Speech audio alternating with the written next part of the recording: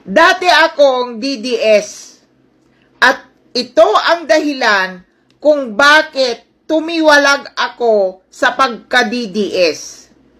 Gusto kong i-share sa inyo ang dahilan bakit ako nagising sa pagiging bulag ko sa katotohanan. Panoorin nyo ito.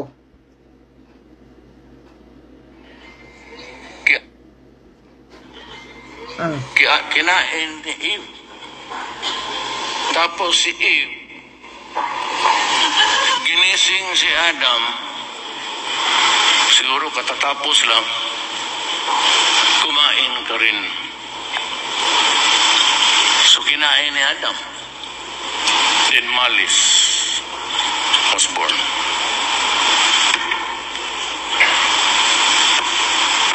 Who is this stupid guy?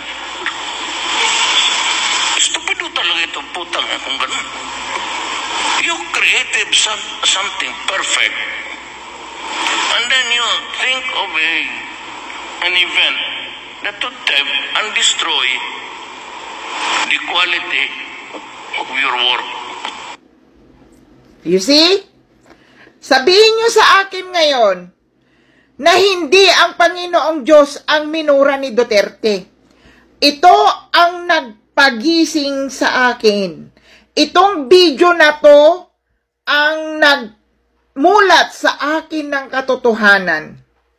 Ang dati-dati ko sinasabi noong nakikipagbardagulan ako sa mga dilawan at pinklawan, kasi sila ang nagsasabi na si Duterte ay minura niya ang Diyos. Hindi ko pa ito napapanood noon.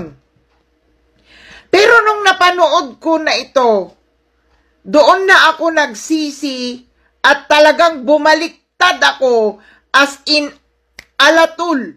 Bumaliktad ako at I quit being a DDS dahil sa bidyong ito.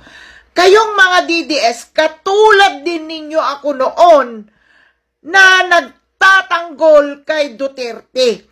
Ang sinasabi ko is exactly the same sa sinasabi ninyo na your God is not my God. Hindi ang Diyos ang minura ni Duterte, kundi ang mga Diyos-Diyosan. Pero napakalinaw sa bidyong ito na ang minura ni Duterte ay ang totoong Diyos, dahil sabi niya, who created Adam and Eve? Diba ang Panginoong Diyos? Diyos-Diyosan ba ang nag-create kay Adam? Isa ako talagang Duterte supporter noon. Ilang taon ako na nagiging alipin ni Duterte. Ilang taon ako nagpapaniwala sa mga sinasabi nila. Hindi ako naniniwala noon na si Duterte ay isang kriminal. Hindi ako naniniwala noon na si Duterte ay ang mga kaibigan ay mga drug lords. Ipinagtatanggol ko dati si Digonggong. Pero nung napanood ko na yung video niya na pinagmumura niya ang Panginoong Diyos, hindi na ako nagdalawang isip, nag-quit na ako. Kaya mga kapatid kong DDS, gayahin ninyo ako. I-save ninyo ang kaluluwa ninyo. Dahil ang pagtatanggol sa isang katulad ni Duterte na pinagmumura ang Diyos, parang kayo na rin ay nagmumura sa Panginoong Diyos. Save your soul, mga kapatid kong DDS. Gayahin ninyo ako. Hindi ibig sabihin na suportahan ninyo si PBBM. Pero masaya na ako kung hindi nyo na ipagtatanggol ang isang demonyo na pinagmumura ang Diyos. Hindi ko kailangan na suportahan nyo ang PBBM namin. Pero ang gusto ko lang, magiging masaya lang ako. Basta huwag nyo nang ipagtanggol si Duterte sa mga ginagawa niyang masama. Tama na mga DDS. Save your soul.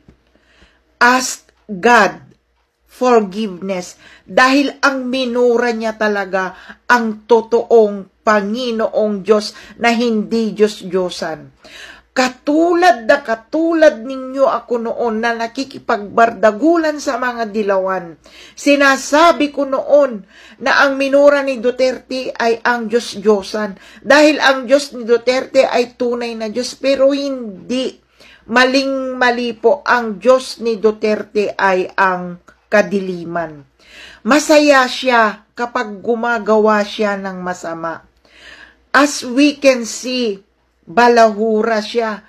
Masaya siya, it's his joy na nagpapahiya siya ng isang tao sa karamihan ng mga tao. Hindi po yun kalugod-lugod na pag-uugali ng isang leader. Katulad sana ni PBBM na kahit nasasaktan na, hindi pa rin siya bumabanat. Hindi namin kailangan ng inyong suporta, basta't tumiwalag na kayo sa suporta sa mga Duterte dahil hindi po sila mabuti.